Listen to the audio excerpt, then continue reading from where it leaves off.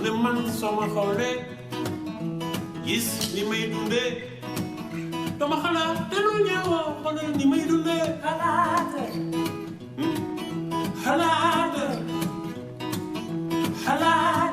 Africa xalaata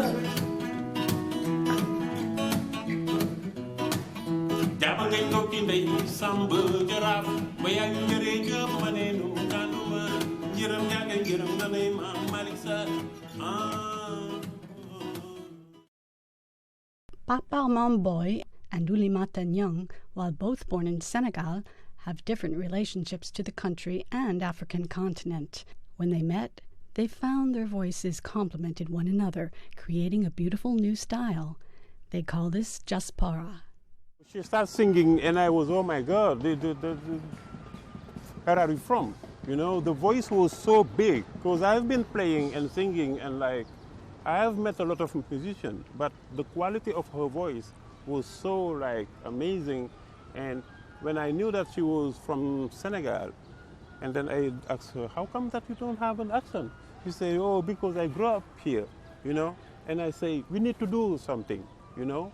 We need to give justice to people like Ouly. The world has like some sort of a, do you say prototype? Like something like, stereotype. Yeah, stereotype of how an African should be or should look, you know?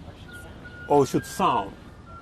And Ouly doesn't sound like an African, you know? At the same time, she does. She's African. She has a variety of like, she can sound like soul, pop, African, you know, reggae. And that's the justice for the diaspora, you know?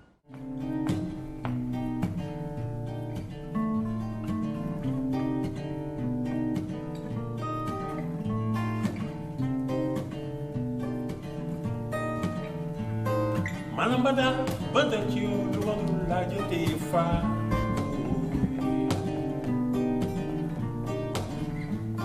Malafda bagisiyon luwadu rombete fa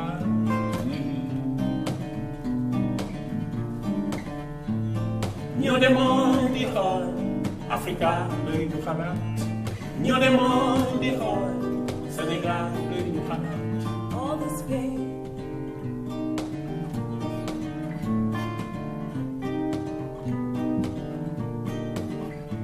I want to sleep for 1,000 years, living in my dreams.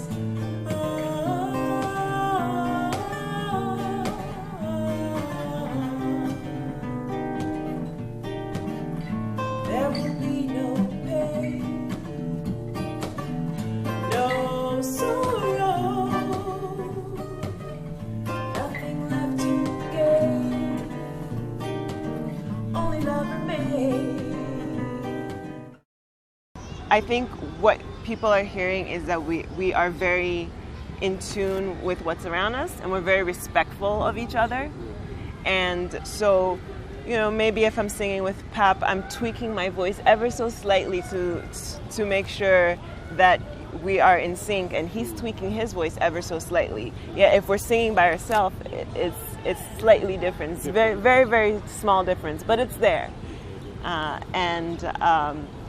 So, you know, and Ben, the guitarist, is amazing, and another one who's a very, I think, generous artist and very aware of his surroundings. And I think when you put people who just want to create good music that can be generous, that listen, then you have something.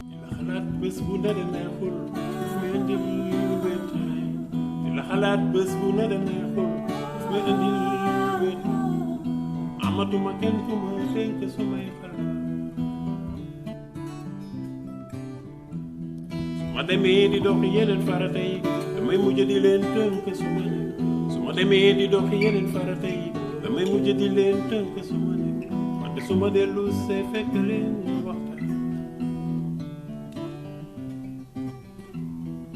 kaay ma way la kaay ma way la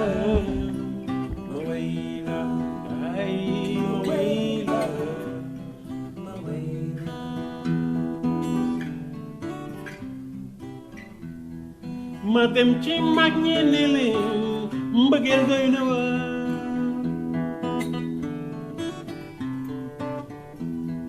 ma laaj leen ñoom ñi fekk dem ba ndax lii yàgg na ñu ne ma jamono sa soxla ma gëstu maam Aadama gëstu maam Awa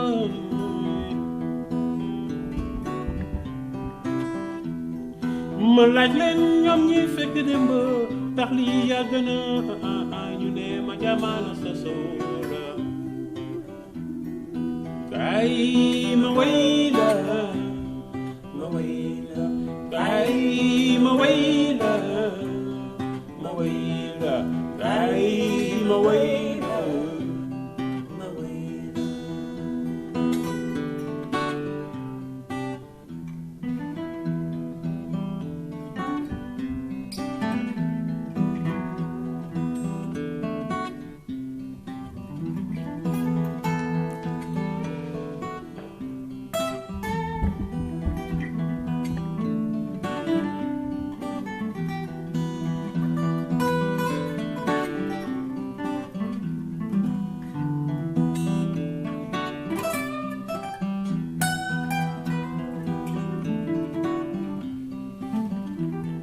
la xalaat bés bu ne de neexul daf ma indil wéetaay la xalaat bés bu ne de neexul daf ma indil wéetaay oh amatuma kenn ku ma dénk sumay xalaat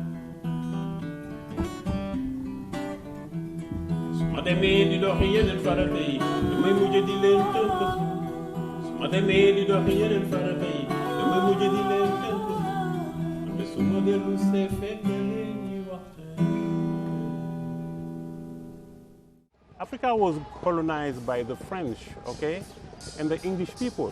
They came there, they brought their culture to Africa.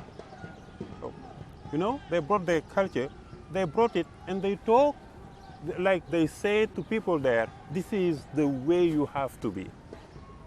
They shape our like way of thinking, our way of seeing things, you know, like the African, they want to see today the image of the African they want us to be today. They kind of destroy it like hundreds of years, many years ago, you know. You cannot, like, you can have maybe on TV like people like running behind a lion or something. You might think that it probably exists, you know. But like African people, they today in Yale, they in Harvard, they in La Sorbonne, they like everywhere. That these people need to stop. There is a moment where people need to stop, and like the only thing that they have to know is they need to respect the suffering we went through. That like all what we went through was not a joke, and there is consequences today. Like what we see today in Africa, all the suffering, the war, it comes from somewhere. Like the violence comes from somewhere, you know. People not being able to eat, hunger comes from somewhere. People not being able to heal themselves, it comes from somewhere. It comes from people who went there and destroy the very basis of, you know, the culture, the language, you know. Me, at 6 years old, they put me in a school telling me, you have to learn French. And I had to learn it. And the only way to succeed is to learn French. If you don't learn French, you are having troubles, you know. You have to learn English. Oh, you have to learn Spanish. Oh, you got to learn German. Oh, you got to do that. Oh, you got to do, you know. And we have to understand that the African they want to know is like, we are part of the world, you know. The world is one place. We've been through a lot.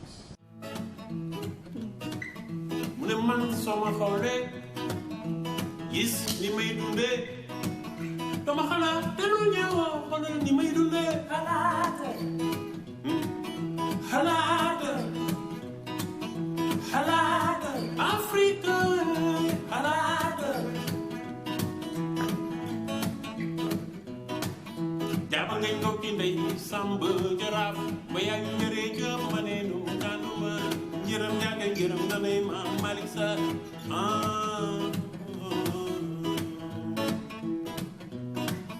mu ne man sama xoolee gis ni may dundee dama xalaat te lu ñaawoo xoolal ni may dundee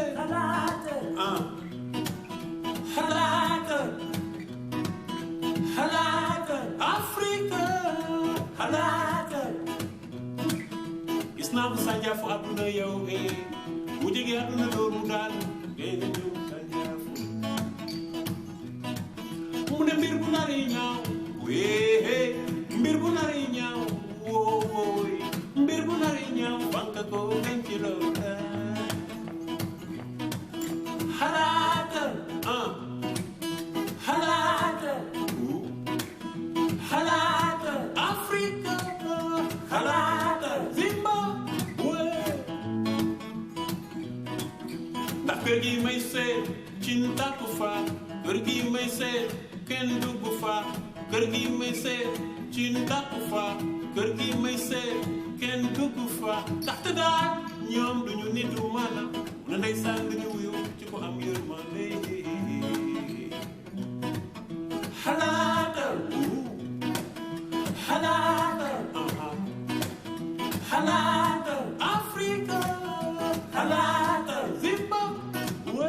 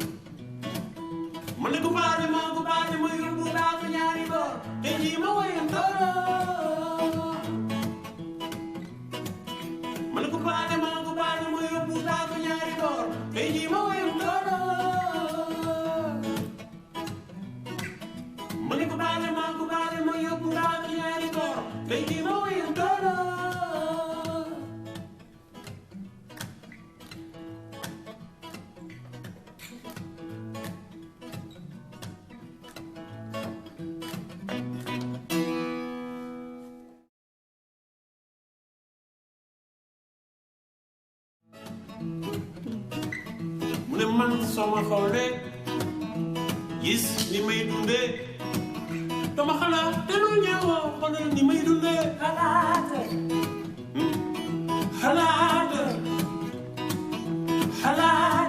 Afrique xalaata jàpp nga ñëw ci ndey sàmb jaraaf ba yaa ngi njëree jëpp ma ne nu tànnuma njëram ñaage njëram na ne maam Malick Sarr